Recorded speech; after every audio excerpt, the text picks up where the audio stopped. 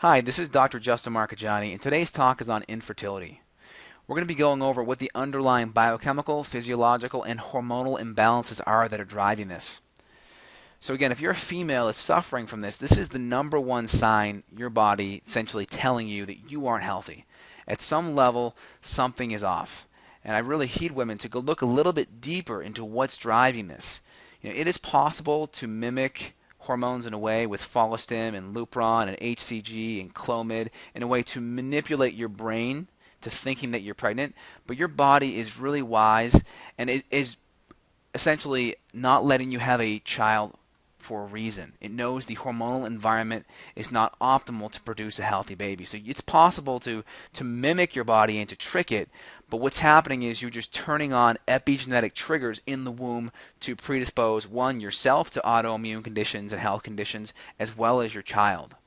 So let's talk about actually addressing the underlying cause, not essentially fixing it through manipulation of hormones at a IVF level, but actually getting to the root of the problem. So first off, we know issues with infertility can be half on the woman's side, half on the men's side. So in regards to all the diet and lifestyle things, the man should be doing that just like the woman. And if they aren't, you really need a cohesive team. You need to be doing the same things nutritionally. On the functional medicine side, women will be doing a little bit different because their physiology is different. But on the nutritional and lifestyle side, it needs to be very similar. So first half of your cycle here, this is going to be your follicular phase. This is where estrogen predominates. The second half of your cycle is going to be the luteal phase. This is where progesterone predominates. So let's look at it from the start here. So I'm going to come to the end of the cycle and then we'll start from the beginning. Everything has to sequence like a domino. So essentially your progesterone and estrogen drop at the end of the cycle, which signals bleeding. That signals the sloughing off of your endometrial lining, which is your period or menstruation. So if we go back to the beginning here, the bleeding occurs. That bleeding then stimulates FSH. That's a brain hormone. FSH stands for follicle stimulating hormone. That stimulates the follicle to start growing. As the follicle starts growing, that starts stimulating estrogen to increase. As estrogen increases, that starts to thicken the endometrial lining. As estrogen reaches its peak, that's going to then stimulate LH to increase. When LH increases, that stimulates progesterone. Progesterone starts going up here, and where estrogen peaks and progesterone starts to go up, that's where ovulation occurs. That's where the egg gets popped out, and the whole idea in this window is the male comes in and provides fertilization via the sperm to create that egg into a growing fetus.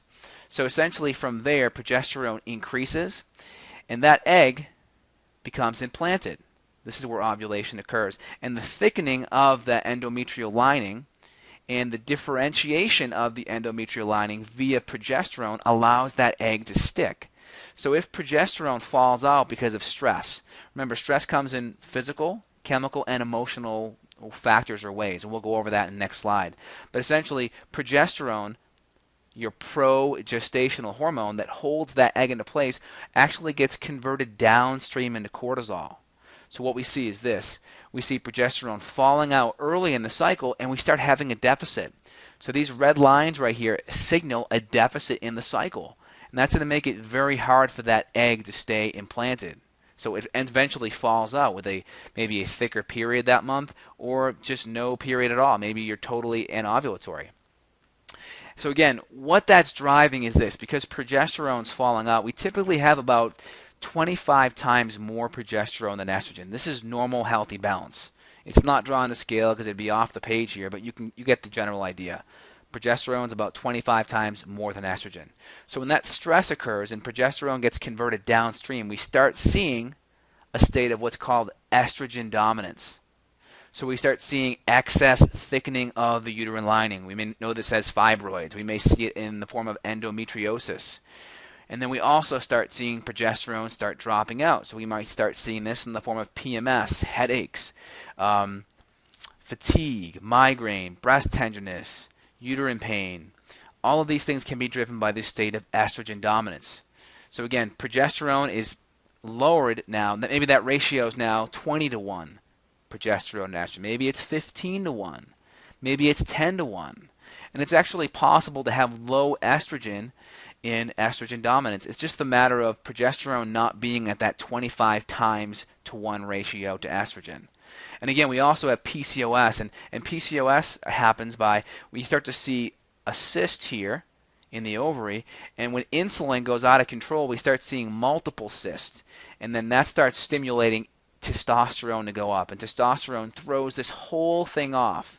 So when we have stress, when we're eating too low fat, when testosterone starts going back up to the PCOS, when we take birth control pills, we totally shut down what's happening in our brain. So our brain, our FSH and LH, essentially are the conductor of this beautiful orchestra below, where we have, the strings, the flutes, all the different instruments you can imagine in an orchestra. Birth control pills, PCOS, hormonal imbalances due to xenoestrogens, too much soy, plastics, pesticides, all of this essentially mug the conductor. It knocks the conductor off his stand, and the hormones start to go awry. If the flutes aren't playing the right time as the strings, a beautiful symphony can become noise very fast.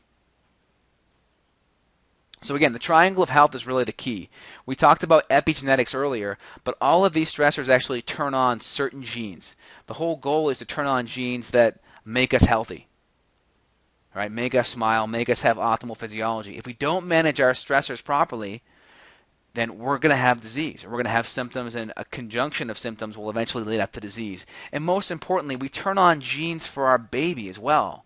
So if we're throwing a whole bunch of synthetic drugs in there, or pesticides, or if our body's not healthy and we're forcing it to have a child through IVF, we're turning on certain genes that's going to predispose our child.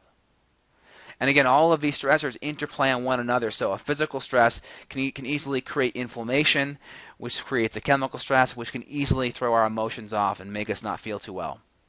But again, all of these stressors, we have our chemical stressors from food allergens, gluten sensitivity is very common, infections, Epstein-Barr, parasites, bacteria, fungus, blood sugar issues. We commonly see this with anemics, people that are hypoglycemic. Blood sugar will totally sabotage fertility. Toxin exposure, physical stress, emotional stress. All these things are really, really important.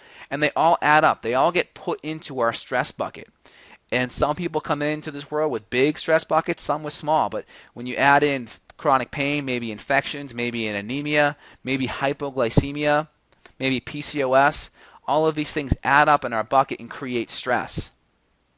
And again, the underlying issue is when stress occurs, this is where our bucket's overflowing, and we typically go to the medical doctor and they're going to prescribe medication. So if our goal is fertility, they may prescribe Lupron, Follistim, they may prescribe Clomid. None of these actually fix the underlying issues. All of these stressors are still in play.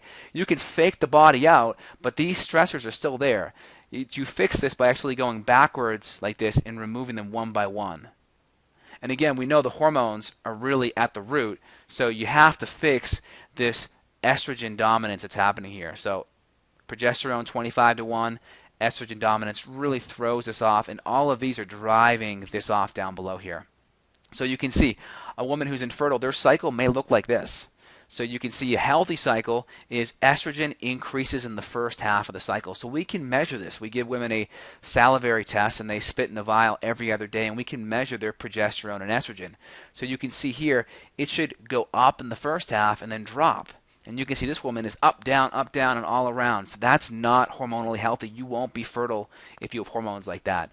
And you can even see it with the progesterone as well. Progesterone should go up in the second half of the cycle, and that allows differentiation of the uterine tissue, which allows the egg to implant. So again, first half, second half, and you can see both these women here, or this single woman, really have hormones that are out of balance and more than likely will not allow them to get pregnant unless IVF is used to trick the body. But again, even if you do get pregnant, you still have these hormones to deal with later, which are going to predispose all kinds of health issues and turn on negative epigenetics for your child. And you can see here the adrenal hormones are really important. So we can measure adrenal hormones in the morning, afternoon, late afternoon, and night. And you can see we want this normal taper here. So this would be the normal range, high to lower to lowest, or up here, high to lower to lowest. And you can see this person here is high across the board, and low across the board. And we know your adrenals are intimately tied to our female hormones. So it's really important if you have infertility issues, you want to get your hormones checked as well as your adrenals checked. So both your female and adrenal hormones. So kind of summarizing everything, get assessed. If you're not assessing, you're guessing. Evaluate where your stress is coming from. Look at that triangle of health and see where the stress is coming from for you. And again, feel free and go to justinhealth.com. You can click on the Become a Patient button. If you want to go over this with me and see where your stressors are coming from and at least get some recommendations regarding your action steps. So if you're at point A, where do you have to start moving to get to point B? What that action plan would be, and we can go over that with you as well. Again, you're only one decision away from getting your health back. If you don't make a decision, more of the same equals more of the same. So I hope this video gave you some great information and at least gives you one step to take in the right direction. Thanks. Have a great day.